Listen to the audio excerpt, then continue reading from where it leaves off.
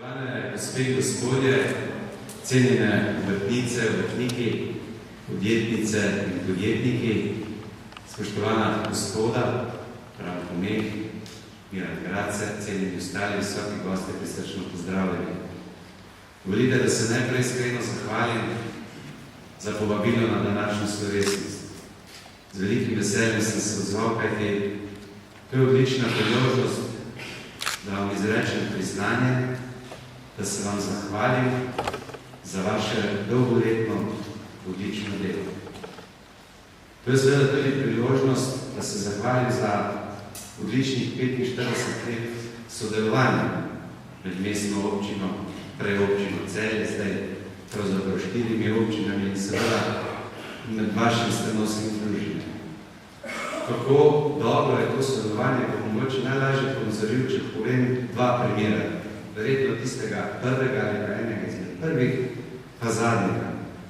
Malo ljudi v Celju ali pa mogoče premalo ljudi v Celju ve, da ste ravno vi bili pobudniki tiste prve obrtne razstave, ki je danes preglasila v mednarodni sejem poti in podjetništva dimenzij, kakršnih si lahko samo želimo. Gre za eno najpomembnejših sejemskih kreditov v Evropi.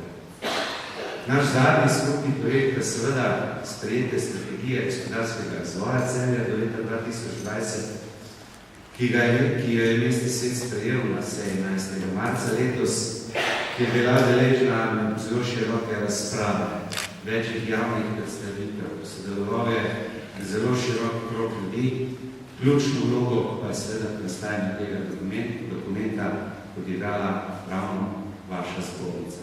Res iskrena hvala. Pravim, da živimo gospodarsko težkih časih brez krizo, kot besedo nerado uporabljamo. Verjetno se vsi spomnite tega, da pravzaprav to ni prvič in da ni bilo nič kaj drugače v tistih prvih osamosvojitvenih letih.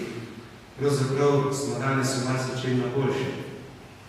Imamo gospodarstvo na bistveno višjem tehnološkem razvoju, imamo veliko priložnosti, ki se nam ponujajo že samim članstvom Evropske skupnosti.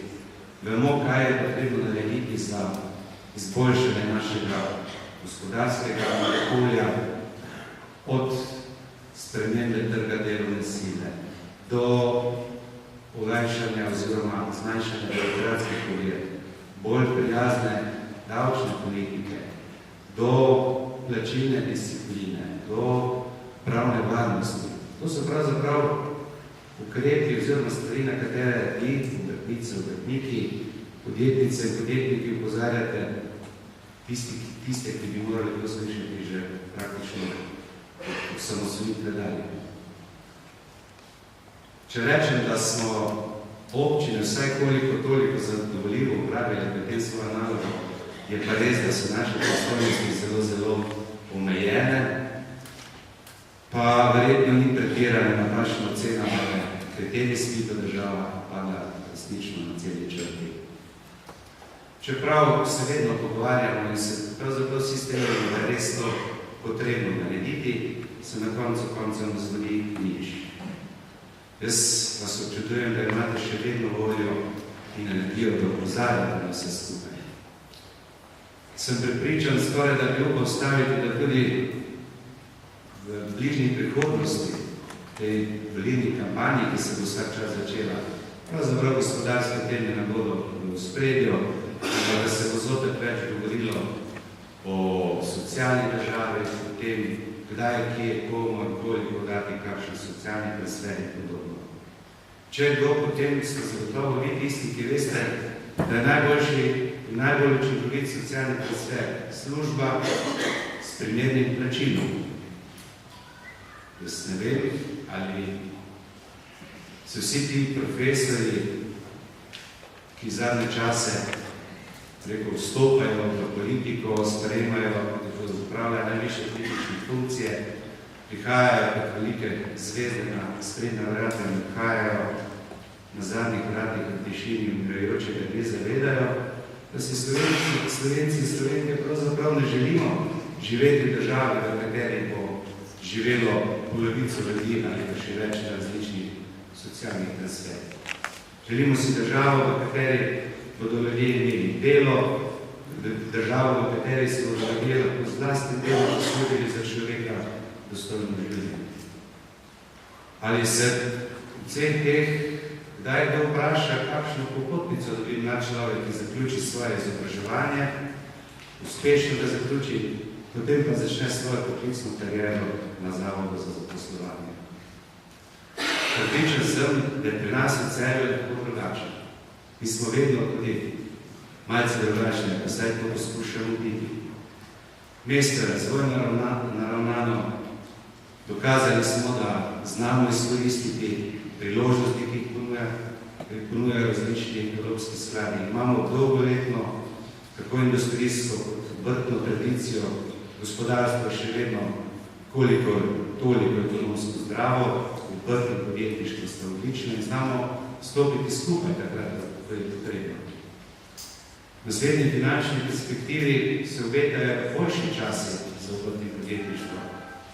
Naj vam povem, da je namenjeno več sredstev, kot jih je bilo zdaj ravno za razvoj, tehnološko posodobitev, za obrt, mala in srednja podjetja, za raziskave, inovacije, razvoj in podobno. Na vseh nas je seveda odgovornost, da te priložnosti izkoristimo. Kajte, če ne bomo izkoristili, se bomo leto 2021 zopet pogovarjali o zamenjani priložnosti. Spoštovane obrtnice, obrtniki, podjetnice in podjetniki, naj se vam iskreno zahvalim za vse, kar delate dobro za naše mesto. Premalo ljudi se zaveda, kako pomembno vaše delo vpliva na kvaliteto življenja v tem mestu. Bodite še naprej uspešni v tej globalni tekmi, bodite inovativni, vztrajni in podjetni. Če vam bo to uspevalo, se boste zagotovo znašli v družbi zmagovalcev. Jaz sem kot župan tega mesta lahko govorim, da vam bo mestna občina potem stala v strani, koliko bo v naši moči. Zagotovo pa vam bo v strani stala, tako kot že vseh 45 let, svojim strokovnim, tehničnim, informacijskim in še kakšnim drugim suportom vaša obrtno, območno obrtno-podjetniška zbornica.